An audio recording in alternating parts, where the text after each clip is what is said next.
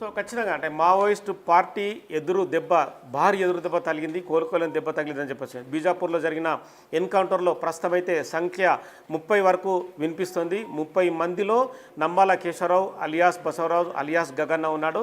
Next Nambala Keshavarao సహచరుడు పార్టీలో number 2 స్థానంలో ఉన్న వ్యక్తి కూడా ఉన్నాడని చెప్పి కొంత భద్రతా బలగాలు పోలీసుల నుంచి అయితే సమాచారం వస్తుంది. ఇప్పటికే తెలంగాణ ఇంటెలిజెన్స్ వర్గాలు కావచ్చు, ఆంధ్రప్రదేశ్ ఇంటెలిజెన్స్ వర్గాలు నెక్స్ట్ లెవెల్లో ఉన్న వ్యక్తి ఎవరనేది కూడా సమాచారాన్ని సేకరిస్తున్నారు. అంటే ఎన్కౌంటర్లో జరిగిన మృతదేహాలను వాళ్ళందరినీ కూడా గుర్తుపట్టడానికి చాలామంది సీనియర్ పోలీస్ అధికారుల్ని పిలిపిస్తున్నారు. ప్రస్తుతం మావోయిస్టుకు సంబంధించిన మాజీ మావోయిస్టు పార్టీ సభ్యుడు జంపన్న మనకు బిగ్ టీకు అందుబాటులో ఉన్నారు. నమస్తే అండి జంపన్న గారు.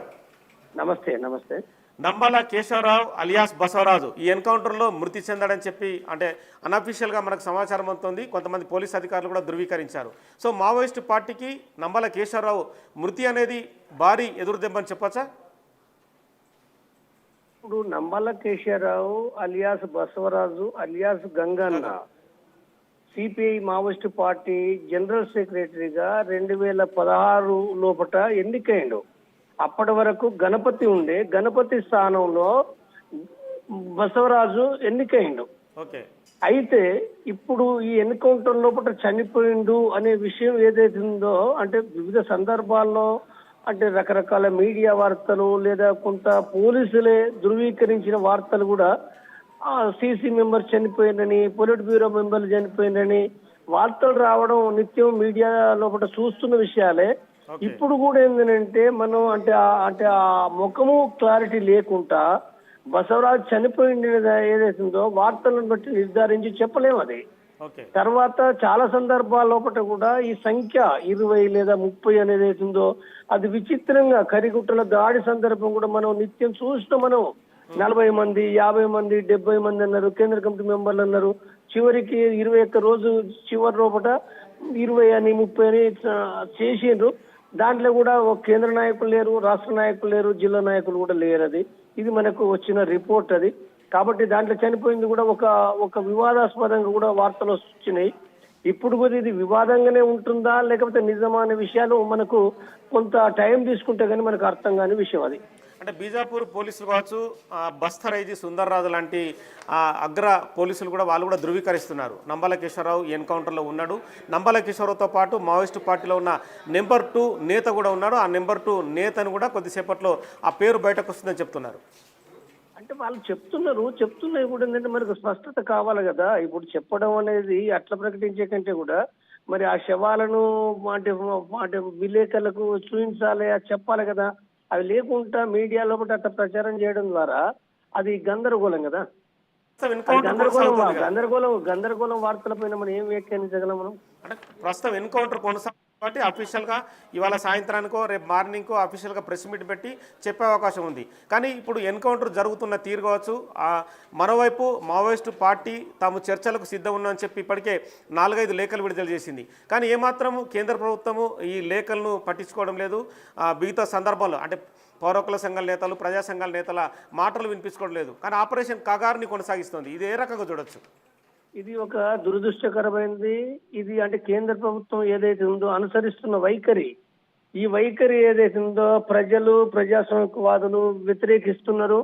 అంటే మావోయిస్టు పార్టీ పదే ప్రకటనలు చేసినప్పటికీ కూడా ఆ ప్రకటనలపైన కనీస స్పందన లేకుండా ఈ నిర్మూలించడం అనే పేరు మీద చంపడం అనేది ఉందో ఇది దేశవ్యాప్తంగా కూడా ఒక తీవ్రమైన చర్చగా ముందుకొస్తుంది. అది రాజ్యానికి, సమాజానికి, ప్రభుత్వానికి తీవ్ర నష్టకరంగా మారుతుందనే విషయంగానే నేను గుర్తు చేస్తున్నాను. ఇప్పటికైనప్పటికీ కూడా వీటిని ఆపుకోవాలని కూడా నేను పదే విజ్ఞప్తి చేస్తున్నాను. అంటే మావోయిస్టు పార్టీలో ఒక చిన్న విషయం, అంటే మీరు చాలా సంవత్సరాలు కూడా అందులో అండర్గ్రౌండ్లో పనిచేశారు. మావోయిస్టు పార్టీలో చాలామంది టాప్ లీడర్లో ఉన్న గణపతి తర్వాత నంబాల కేశవరావు అనే ఎంచుకోవడానికి కారణాలు ఏం చెప్పదలుచుకున్నారు?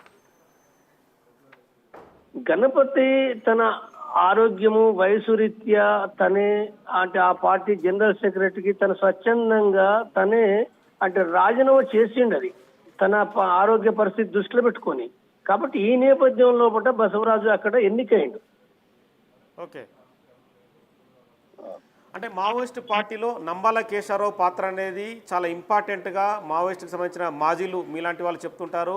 అందులో పనిచేసే వాళ్ళు కూడా నంబాల కేశవరావు అని మావోయిస్ట్ పార్టీలో ఉన్న చాలామంది కూడా వాళ్ళు హీరోగా చూస్తుంటారు. సో మావోయిస్ట్ పార్టీ విస్తరణలో నంబాల కేశవరావు పాత్ర ఎంత ఉందంటారు?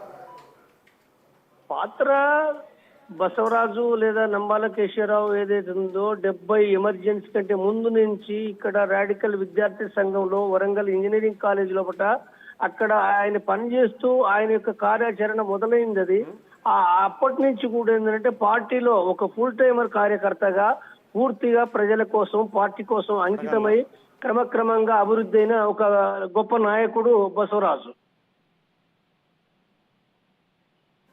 సో మీరు అన్నట్టుగా అంటే చాలా మిలిటరీ ఆపరేషన్లో కూడా నిష్ణాతుడు, అంటే గెరిల్లా యుద్ధం తరహా లాంటివి చేయడంలో కూడా నంబాల కేశవరావు చాలా మేజర్ పాత్ర పోషించారు. సో ఒక అగ్రనేత హతం అంటే నంబాల కేశవరావు వయసు రీత్యా కూడా పైబడి ఉండొచ్చు. మరి చాలామంది అగ్రనేతలు ఛత్తీస్గఢ్లో కానీ బీజాపూర్లో కానీ కర్రెగుట్టలో కానీ లేరనే విషయాన్ని కూడా మీలాంటి పౌరకుల సంఘాల నేతలు ప్రజా సంఘాల నేతలు చెప్తున్నారు. కానీ ఎన్కౌంటర్లో నంబాల కేశవరావు ఉన్నట్టుగా పోలీసు వర్గాలు ధృవీకరిస్తున్నాయి. సో ఈ కన్ఫ్యూజన్ అనేది ఎంతవరకు చూస్తారు? కన్ఫ్యూజన్ గానే ఉన్నది. కన్ఫ్యూజన్ ఇప్పుడు అది మనం స్పష్టంగా మనం ఎవరూ ఏమి చెప్పలేము. అది పోలీసు అధికారులు చెప్పినప్పటికీ అంటే స్పష్టమైన ఆధారాలు చెప్పకుండా సమాజం ఎవరూ నమ్మరు. కాబట్టి ఆధారాలు ఏమిటో రావాల్సిందే. అది ఇవాళ వస్తాయా, రేపు వస్తాయా, ఎల్లుండి వస్తాయా, అది తేలిన తర్వాత మాట్లాడతారు తప్ప తేలకుంటే ఎవరు కూడా ఏమీ మాట్లాడలేరు. అంటే చాలా సందర్భాల్లో చాలా ఆపరేషన్లో నంబాల కేశవరావు ఉన్నారు. 2010 దంతెవాడ దాడి కావచ్చు, అలాగే 2013లో జీరంఘాట్ దాడి, 2018లో తెలుగుదేశం నాయకుడు కిడారి సర్వేశ్వరరావు మర్డర్ కావచ్చు. సో వివిధ సంబంధించిన కూడా చాలా ఆపరేషన్లలో మేజర్ పాత్ర పోషించాడు. బ్యాక్ ఎండ్లో ఉండి కూడా దిశానిర్దేశం చేసే దానిలో నంబాల కేశవరావు ఉన్నాడు. ఒకవేళ హతమైతే కనుక మావోయిస్ట్ పార్టీకి మేజర్ ఎదురు దెబ్బ తెలిగిందని మనం ఖచ్చితంగా భావించవచ్చా? ఇప్పుడు ఒకటి అంటే బసవరాజు చాలా కాలం నుంచి కూడా ఏంటంటే సిఎంసిలో అంటే సిఎంసి కంటే ముందు ఒక మిలిటరీకి సంబంధించిన ఒక కమిషన్ ఉండే. అది 95 లోపల ఏర్పడి 93 తర్వాత ఏర్పడింది. దానికి మొదటి నుంచి చీఫ్ ఉన్నాడు, ఆ తర్వాత సిఎంసి చీఫ్ ఉన్నాడు. అంటే మిలిటరీకి సంబంధించిన అవగాహన ఉన్న నాయకుడు, గొప్ప నాయకుడే. కానీ ప్రతి ఆపరేషన్ లోపల ఉన్నాడు అనేది అది మీడియా సృష్టి తప్ప పార్టీ సభ్యులకు కూడా ఎవరికి తెలియదు. ఏ ఆపరేషన్ లో ఎక్కడ ఉన్నాడు, ఏ నాయకత్వం వహించిన విషయం ఎవరికి తెలియని విషయం మీడియాకు అంటే వెంటనే వాళ్ళకి ఎట్లా తెలుస్తేనంటే చాలా తప్పుడు న్యూస్ను వాళ్ళు ప్రసారం చేయడం తప్ప వాస్తవాలు కావాలి.